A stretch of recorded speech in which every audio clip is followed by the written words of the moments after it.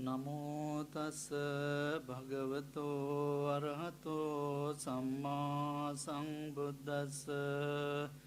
Namo tassa bhagavato arahato samma sambuddhassa. Namo tassa bhagavato arahato samma sambuddhassa. Dear friends in the Dhamma, today I'm going to start selected sermons of the Buddha. This is the first one, Sutta called Sela Sutta. I selected this Sutta from Majjhima Nikaya. The Sutta number 92, Sela Sutta. The Brahmin Sela became a monk and he attained arahantship, and also he praised the qualities of the Buddha. The sutta starts with like this. At one time, the Buddha was wandering in the land of the northern Apanas, in Pali Anguttarapa, together with a large Sangha of 1,250, because when he arrived at a town of the northern Apanas named Apana. According to the commentary, that Anguttarapa explains like this. Anguttarapa, a country north of the river Mahi, a part of Anga, one of the 16 states of India in Buddha's time. It was here in the village Apana that the Buddha was staying when the Jatila Keniya, the matted hair ascetic, came to see the Buddha. Here also the Buddha preached the Sela Sutta from Baddiya also a town in Anga Janapada. The Buddha went to Anguttarapa and then to Apana. This country was probably rich, because we find in this sutta as many as 1,250 monks accompanied the Buddha on his tour. Then the commentary explained Apana like this way. Apana is the capital of Anguttarapa. In the Samyutta Nikaya, Apana is spoken of as a township of Anga, and the Buddha is mentioned as having stayed there with Venerable Sariputta, the one of the great disciples of the Buddha. Apana was a Brahmin village and was the home of Brahmin Sela. On the occasion of the Buddha's visit to Apana, during which he converted Sela and Brahmin Keniya. This time, the Buddha stayed at Apana for over a week and ordained 300 Brahmins in the company of Sela Brahmana. According to the commentator Venerable Buddhaghosa, this village was called Apana because it had 20,000 apanas or shops. Near the village town, on the bank of the river Mahi, was the woodland where the Buddha stayed during his visit.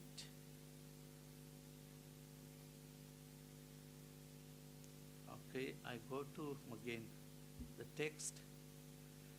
The matted hair ascetic Keniya heard, it seems the ascetic Gautama, a Sakyan, gone forth from a Sakyan family, has arrived at Apana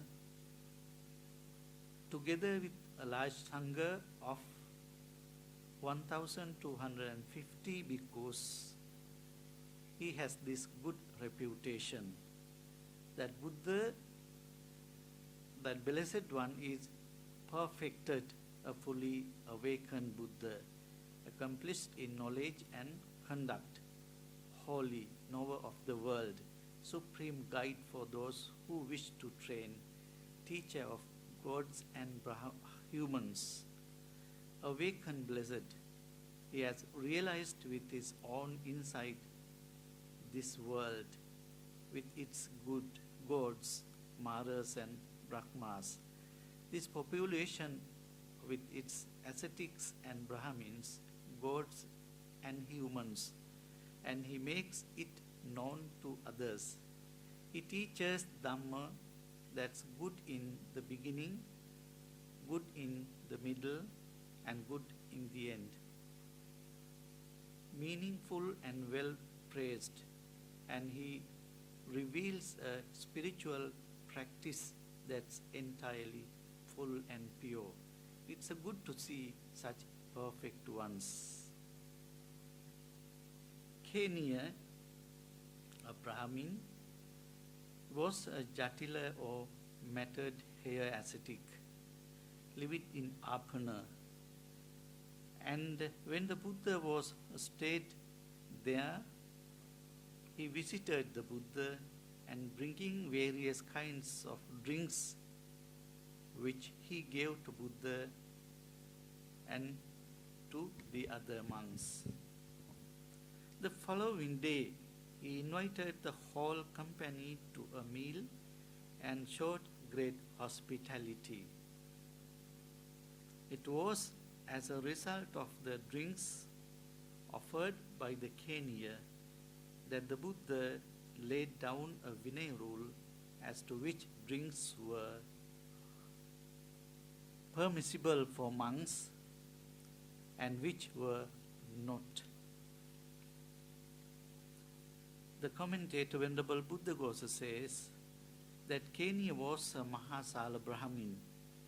Mahasala means the person who has immense wealth or born in very rich family.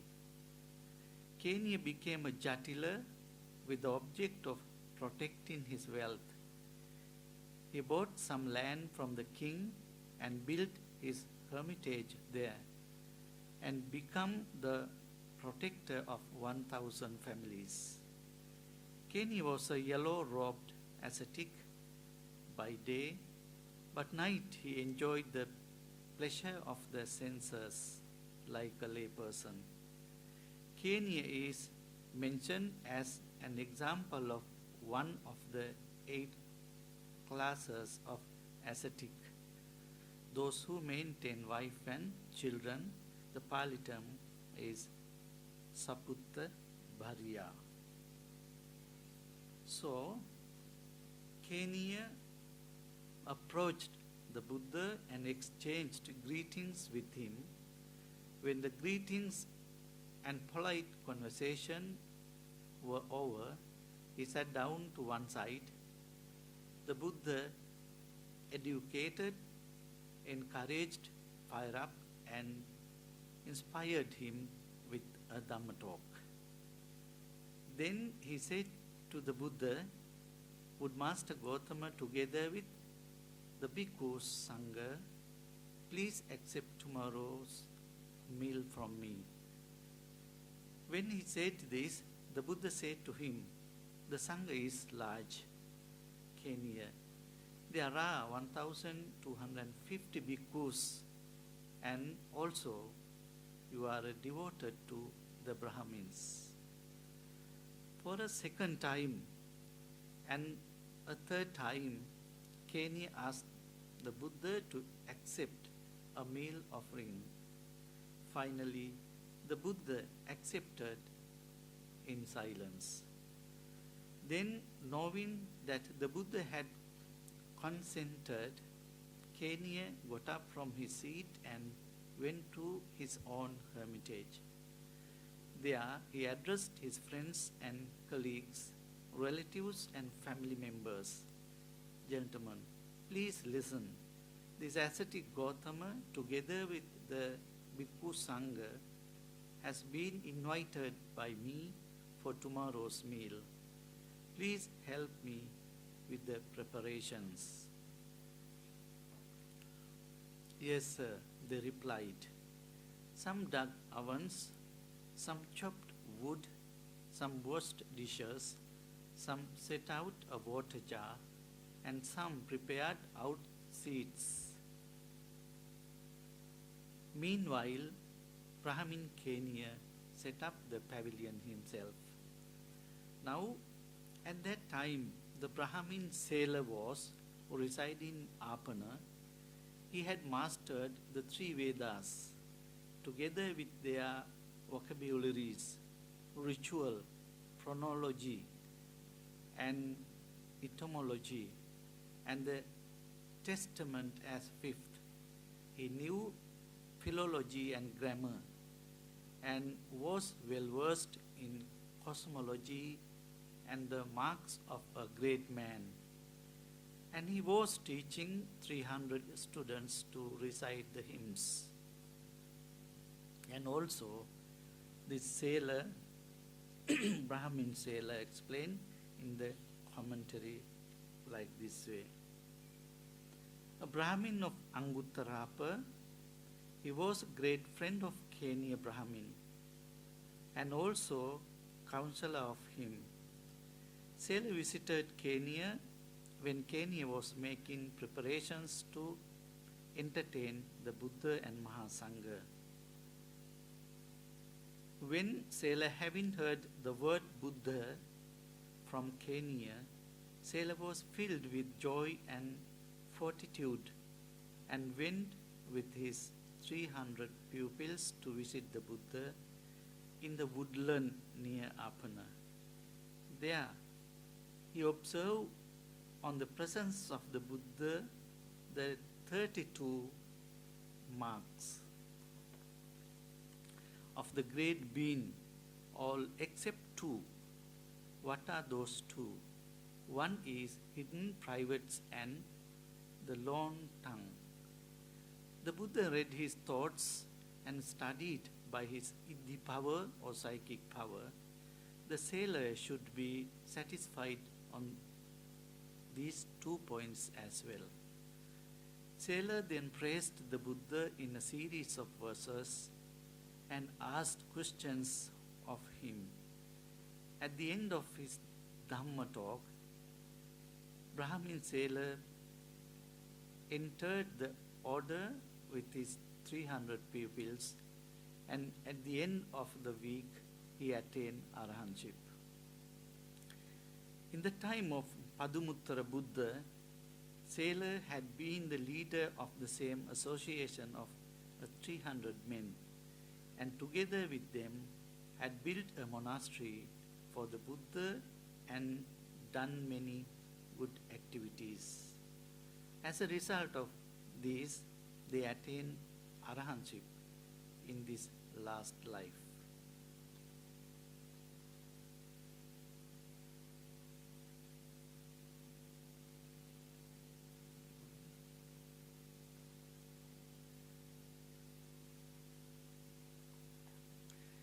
Now, at that time, Keniya was devoted to Sela. Then Sela, while going for a walk, escorted by the 300 students, approached Keniya's hermitage. He saw the preparations going on and said to Keniya, "Keniya, is your son or daughter being married? Or are you setting up a big sacrifice? Or has King Seniya Bimbisara of Magadha been invited for tomorrow's meal?" "There is no marriage, Sela, and the king is not coming. Rather, I am setting up a big sacrifice. The ascetic Gautama has arrived at Apana together with a large sangha of 1,250 bhikkhus." "Master Keniya, did you say the awakened one or Buddha?" I said the awakened one, or Buddha. Did you say the awakened one? I said the awakened one. Then Sela thought, it's hard to even find the word awakened one or the word Buddha in the world. The 32 marks of a great man have been handed down in our hymns. A great man who possesses these has only two possible destinies, no other. If he stays at home, he becomes a king, a wheel-turning monarch, a just and principled king. His dominion extends to all four sides. He achieves stability in the country and he possesses the 7 treasures. He has the following 7 treasures: the wheel, the elephant, the horse, the jewel, the woman, the treasure, and the counselor as the 7 treasures. But if he goes forth from the lay life to homelessness, he becomes a perfected one, a fully awakened Buddha who draws back the veil from the world. But Keniya, where is the blessed one at present, the perfected one, the fully awakened Buddha? When he said this, Keniya pointed with his right arm and said, "There, Master Sela, at that line of blue forest." Then Sela, together with his students, approached the Buddha. He said to his students like this way, "Come quietly, gentlemen. Treat gently, for the Buddhas are intimidating, like a lion living in alone. When I am counseling with the ascetic Gautama, don't interrupt. Wait until I have finished speaking."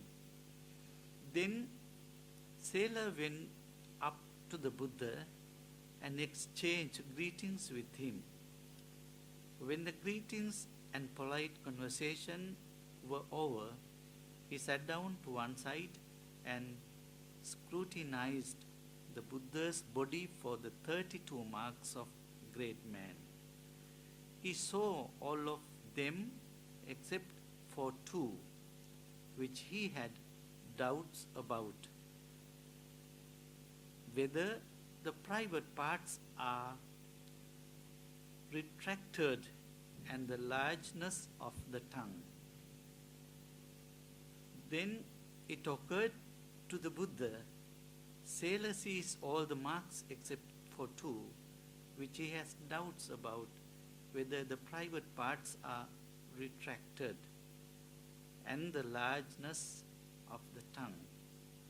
The Buddha used his psychic power or iddhivida to will that Sela would see his retracted private parts, and he stuck out his tongue and stroked back and forth on his ear holes and nostrils, and covered his entire forehead with his tongue. Then Sela thought, the ascetic Gautama possesses the 32 marks completely, lacking none, but I don't know whether or not he is an awakened one.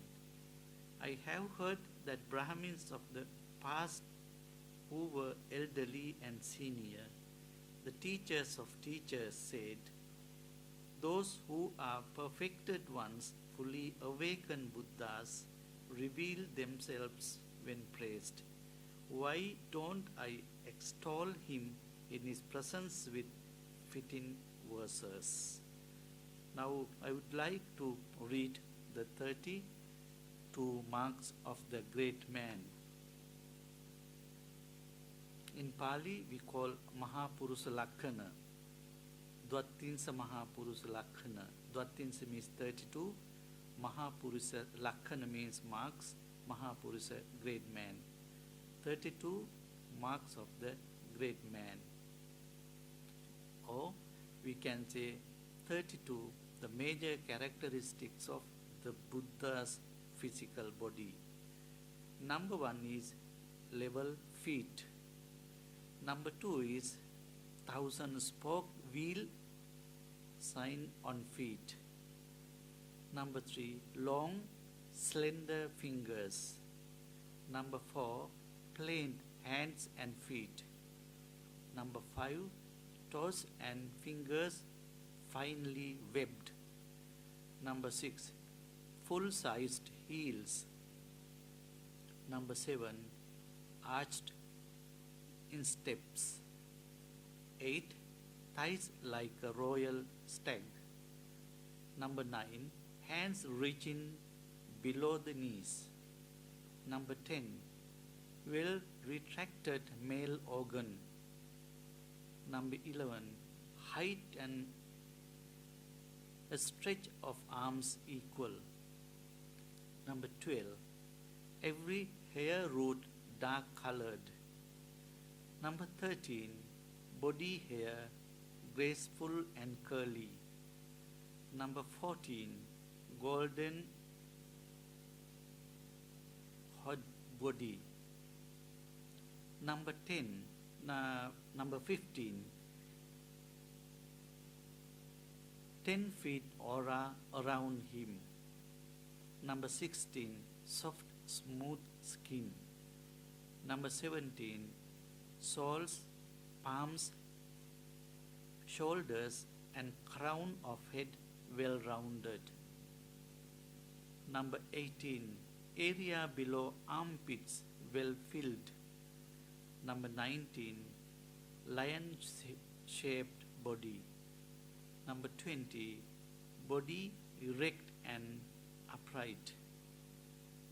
Number 21, full round shoulders. Number 22, 40 teeth. 23, teeth white, even and close. 24, 4 canine teeth pure white. Number 25, jaw like a lion. Number 26, saliva that improves the taste of all food. Number 27, tongue long and broad. 28, voice deep and resonant. Number 29, eyes deep blue. 30, eyelashes like a royal bull. 31, white aura.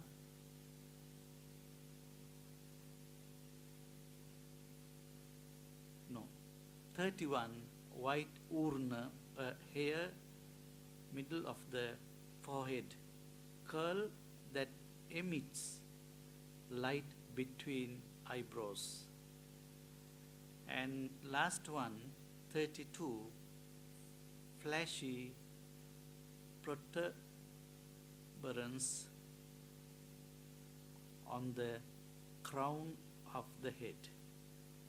These are the 32 marks of the great man, or the 32 characteristics of the Buddha. And also Lakhana Sutta explains same Mahapurusa Lakhana. This Lakhana Sutta from Digha Nikaya, Sutta number 30, explain the 32 marks of the Buddha. And also there are 80 minor great marks or minor Purusa Lakhanas or characteristics of great man mentioned Mahavastu, Mahayana book explain, and Theravada tradition also, but not appear in the suttas.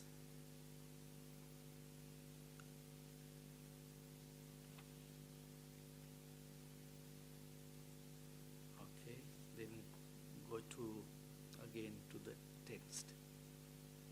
Then the Sela extolled or praised the Buddha in his presence with fitting verses like this. O Blessed One, your body is perfect. You are radiant, handsome, lovely to behold, golden colored, with teeth so white, you are strong. The characteristics of a handsome man, the marks of a great man, are all in your body. Your eyes are clear, your face is fair, you are formidable, upright, majestic. In the midst of the Sangha of ascetics, you shine like a sun. You are a mendicant fine to see, with a skin of golden sheen. But with such excellent appearance, what do you want with this ascetic life? You are fit to be a king, a wheel-turning monarch, chief of charioteers, victorious in the four directions, Lord of all India. Aristocrats, nobles, and kings follow your rule. Gautama, you should reign as king of kings, lord of men. Then the Buddha said to this Sela Brahmin like this way also in verses. I am King Sela, the supreme king of the teaching. The Pali term is Dhammaraja or Dhammaraja. By the teaching I roll forth the wheel, Dhammachakkang Pavatati, which cannot be rolled back. Then Sela said again, you claim to be awakened, the supreme king of the teaching. I roll for the teaching, so you say, Gautama. Then who is your general? The disciple who follows the teacher's way, who keeps rolling the wheel of teaching you roll forth. Then Buddha said, by me the wheel was rolled forth, said the Buddha, the supreme wheel of teaching, Dhammachakra. Sariputta, taken after the realized one, keeps in rolling on. This Venerable Sariputta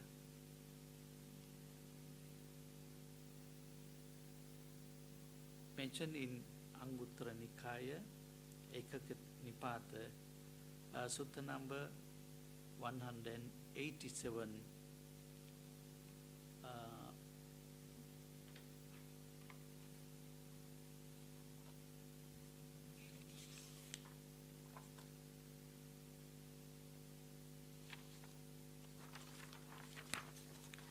Explained like this.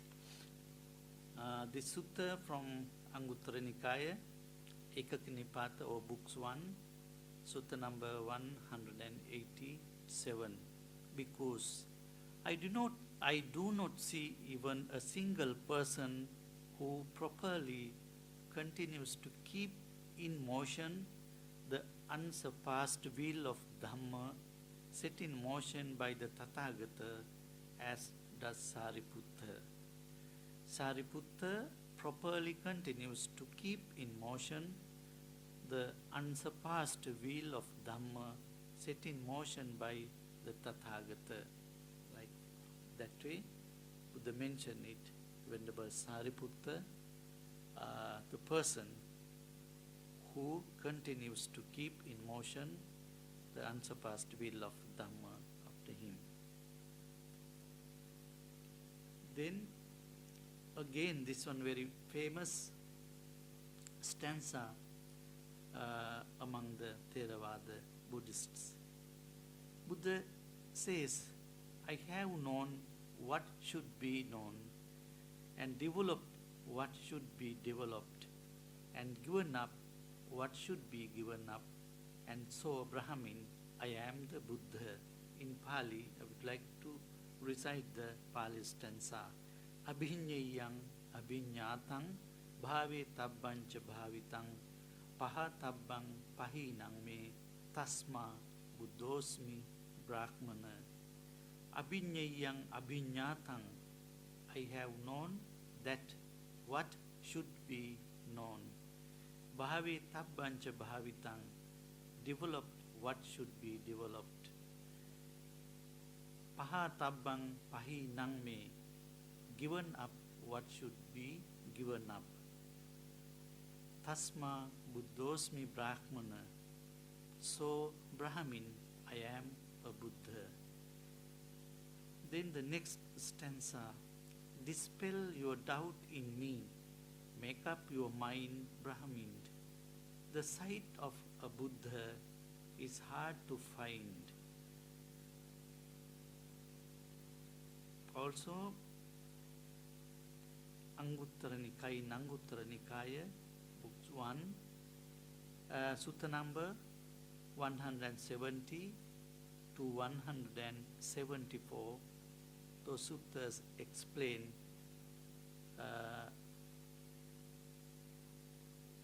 the sight of the Buddha is hard to find again. It's very hard to find the sight of the Buddha in the world. The suttas explain like this. The first sutta,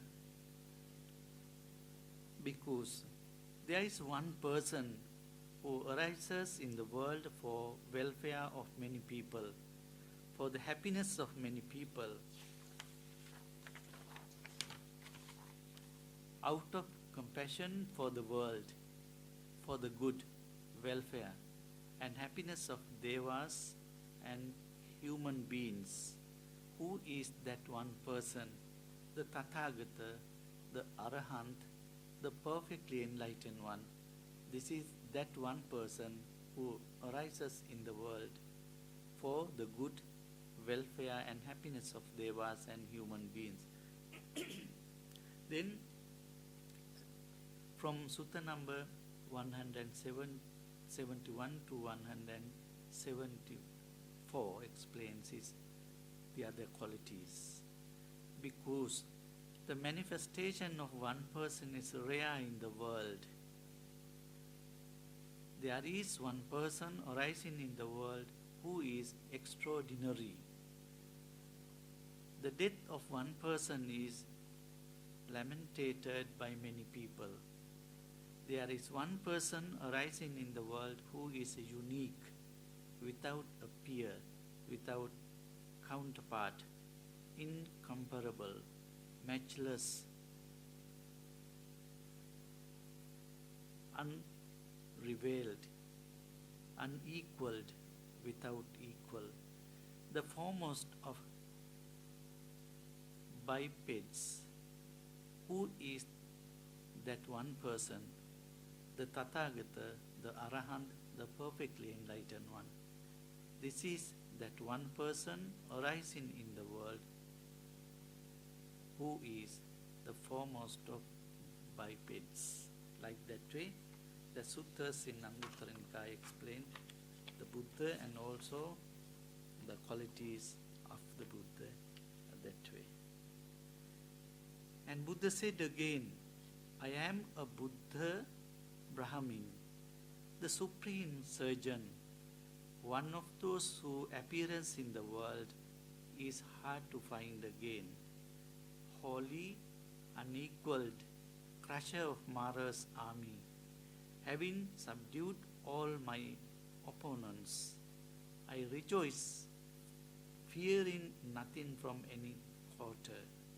Then Sela said again, pay heed, sirs, to what is spoken by the seer. The surgeon, the great hero, rose like a lion in the jungle, holy, unequaled, crusher of Mara's army. Who would not be inspired by him, even one whose nature is dark?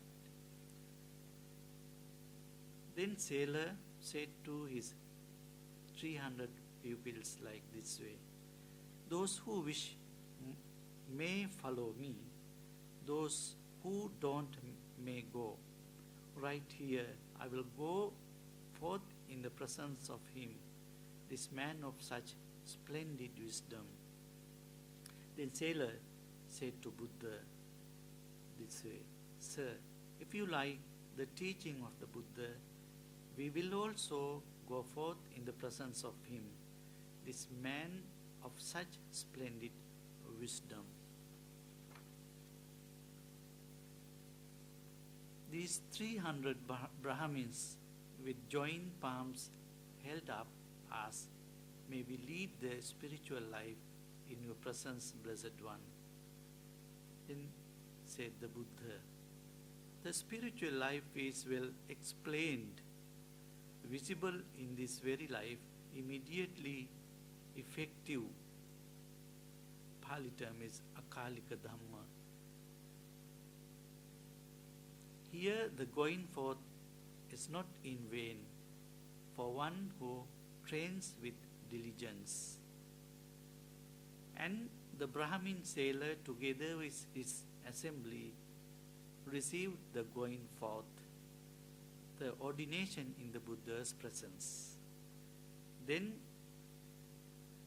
the next day, and when the night had passed, Brahmin Keniya had a variety of delicious foods prepared in his own home. Then he had the Buddha informed of the time, saying, it's time, Master Gautama, the meal is ready. Then the Buddha robed up in the morning and taking his alms bowl and robe, went to Keniya's hermitage, where he sat on the seat prepared out together with the Sangha. Then Brahmin Keniya served and satisfied the Sangha, headed by the Buddha with his own hands with a variety of delicious foods. When the Buddha had eaten and washed his hand and bowl, Brahmin Keniya took a low seat and sat to one side. The Buddha expressed his appreciation with these verses. The foremost of sacrifices is of offering to the sacred flame. The Savatthi is the foremost of poetic meters. Of humans, the king is the foremost. The oceans, the foremost of rivers. The foremost of stars is the moon. The sun is the foremost of lights. For those who sacrifice seeking merit, the Sangha is the foremost. When the Buddha had expressed his appreciation to Keniya, the matter ascetic, with these verses, he got up from his seat and left. Then Venerable Sela and his assembly, living alone, withdrawn, diligent, keen and resolute, soon realized the supreme end of the spiritual path in this very life. They lived having achieved with their own insight the goal for which gentlemen rightly go forth from the lay life to homelessness. They understood rebirth is endured. The spiritual journey has been completed. What had to be done has been done. There is no return to any state of existence. And Venerable Sela, together with his assembly, became perfected. Then Sela with his assembly went to see the Buddha. He arranged his robe over one shoulder, raised his joined palms toward the Buddha and said, "This is the 8th day since we went for refuge, O seer. In these 7 days, Blessed One, we have become tamed in your teaching." Then he said, "You are the Buddha, you are the teacher, you are the sage who has overcome Mara. You have cut off the underlying tendencies, you have crossed over, and you bring humanity across." In Pali, he said, "Tuang Buddha, Tuang Sattha, Tuang Mara Bibhupuni, Tuang Anusaye Chetva Tinno Pare Simang Paja." You are the Buddha, you are the teacher, you are the sage who has overcome Mara. You have cut off the underlying tendencies, you have crossed over, and you bring humanity across. Here he mentioned the Buddha has cut off the underlying tendencies. Underlying tendencies, the Pali term for that is anusaya. Anusaya means underlying tendencies. There are 7 underlying tendencies, or the 7 inclinations or proclivities. The first one is kamaraga, sensuous greed. This kamaraga is the 4th sanyojana or 4th of 10 fetters. The number 2 is patiga or grudge. Number 3rd anusaya is ditti or speculative opinion. 4th one is vichikicha, skeptical doubt. Mana, number 5, conceit. Number 6 is bhavaraga, craving for continued existence. Number 7 is avijja or ignorance. Those are the 7 anusayas or underlying tendencies, or we can say inclinations or proclivities. First one, kamaraga or sensuous greed. 2, patiga or grudge. Number 3, ditti or speculative opinion. Number 4, vichikicha or skeptical doubt. Number 5, mana or conceit. Number 6, bhavaraga or craving for continued existence. Number 7 is avijja or ignorance. Then the next line, the last one, you have crossed over and you bring humanity across. Here, cross over means the Pali term is parangato. Parangata means crossed over for ogre or for floods. Explained in the Dhamma, the ogre or floods, there are 4. There are 4 floods or there are 4 ogres. Those are, the first one is Kama ogre, the flood of sense pleasure. Number 2 is Ditti ogre, the flood of wrong view. Number 3 is Bhava ogre, the flood of craving for existence. The last one is Avijja ogre, the flood of ignorance. Those are the 4 floods or 4 ogres. If someone crossed these ogres or floods, then we can say he crossed over or parangata. The Buddha is parangata, means he crossed over these floods or ogres, and also he brings humanity across. Gone beyond this samsara or attain arahantship also, we can say parangata means gone beyond this samsara. Then the next stanza, you have transcended attachments, your defilements are shattered by not grasping like a lion. You have given up fear and dread. You have transcended attachment. The Pali term is for attachment, we call upadhi. And your defilements are shattered. Defilement also we call in Pali asava. By not grasping like a lion, you have given up fear and dread, hiri and ottappa.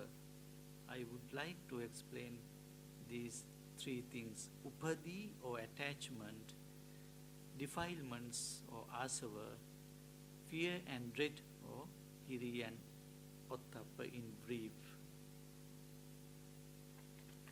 The first one is upadhi. There are 4 types of upadhi or substratum of existence. Those are 4.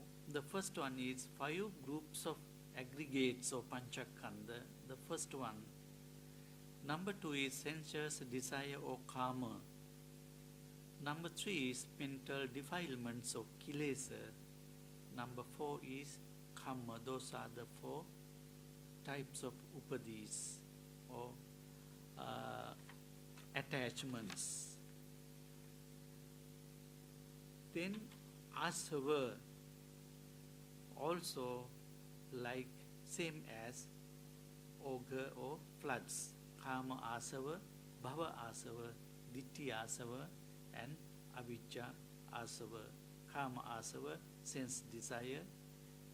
Bhava asava, desire for existence. Ditthi asava, wrong view. Avijja asava, ignorance. Those are the 4 asavas or defilements. And the next one, hiri ottappa. Hiri ottappa, moral and shamed. We call these are loka palaka dhamma. These 2 dhammas protect the world. If you have these 2 qualities, then you can protect yourself and also can protect the world. Hiriyottappa. Buddha explained this Hiriyottappa like this. 2 lucid things or monks protect the world: moral shame and moral dread. If these 2 things were not to protect the world, then one would respect neither one's mother, nor one's mother's sister, nor one's brother's wife, nor one's teacher's wife. That way, Buddha explained about this, the importance of these 2 qualities, moral dread and moral fear. These are the world protecting Dhamma. The last stanza in this sutta, like this: these 300 mendicants or bhikkhus stand with joined palms raised. Stretch out your feet, great hero. Let these giants worship the teacher. Like that way, the Venerable Sela respected the Buddha. the sutta end with that stanza. Then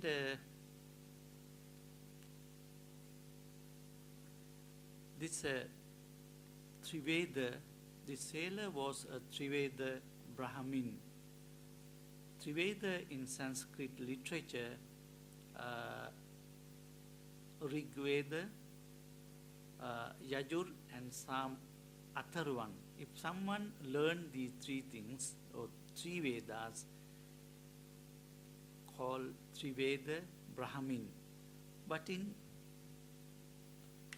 Buddhism, Buddha explained those are different from Brahmin Vedas of the Brahmanas. The Itiuttaka Pali explained the three knowledge.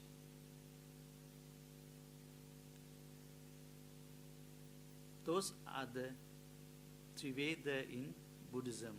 The Buddha explained like this, threefold knowledge.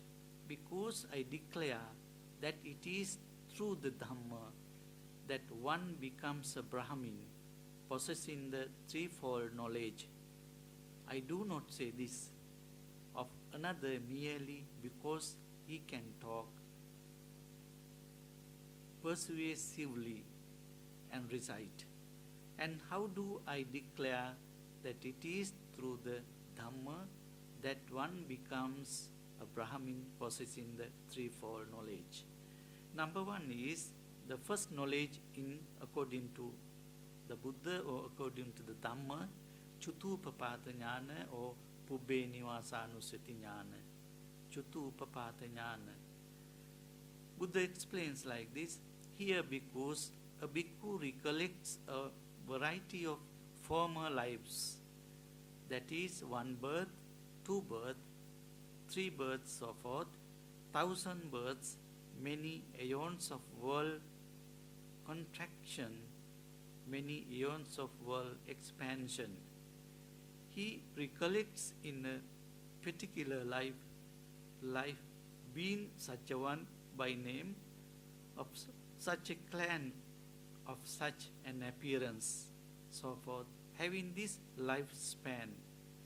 Thus with all their details and particulars, he recollects a variety of former lives. This is the first knowledge attained by him. Ignorance is dispelled, knowledge has arisen, darkness is dispelled, light has arisen. As happens in one who lives diligent, ardent and resolute. Then number two, the Dibbachakru.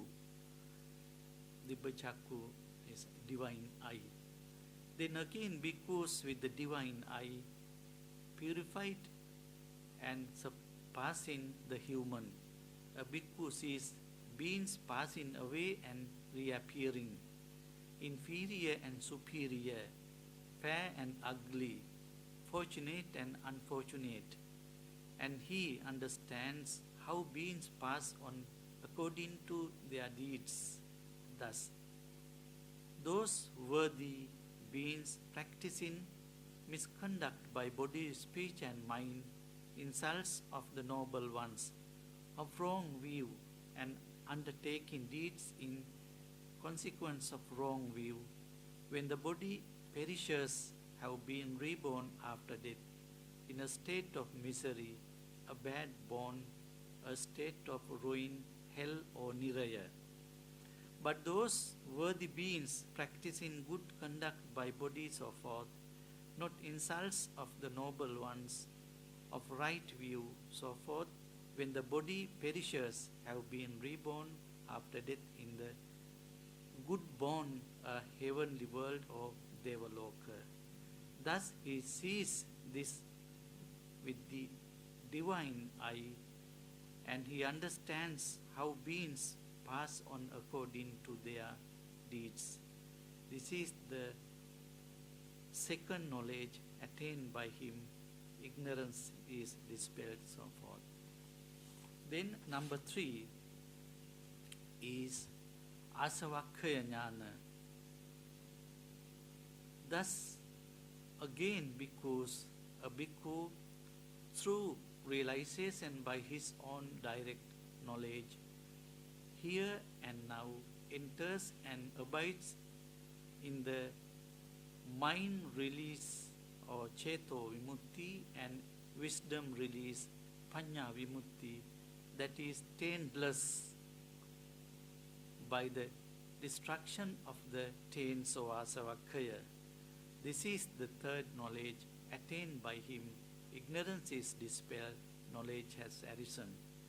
Thus, because do I declare that it is through the human, it is through the Dhamma, that one becomes a Brahmin possessing the threefold knowledge.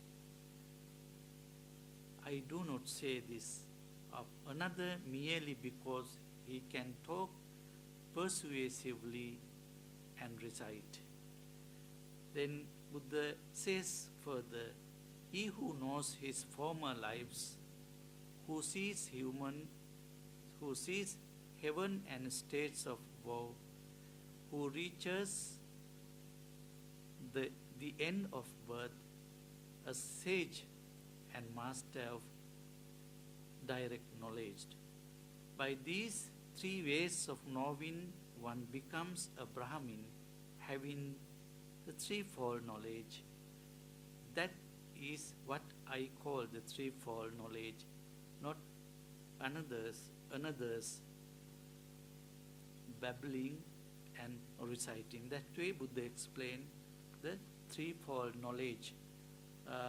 That Sela Brahmana was a Triveda Brahmin. He knows those three Vedas, Rig, Yajur, and another one. But when he attained arahantship, he got the other knowledges. Buddha explained that way.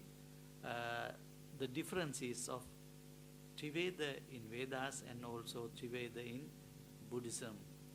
Now I'm going to terminate the Sutta, Sela Sutta. Then next week I'm going to explain another Sutta. Thank you so much. And also I would like to wish you all very healthy life, and also due to listen to this sermon, you accrue a lot of merits. Due to these merits, may no harm come to you, may no difficulties come to you, may no problems come to you. May you always meet with success, peace, happiness, and good health, good luck. Finally, may we all attain the supreme bliss of Nibbana. Vande Sadhu.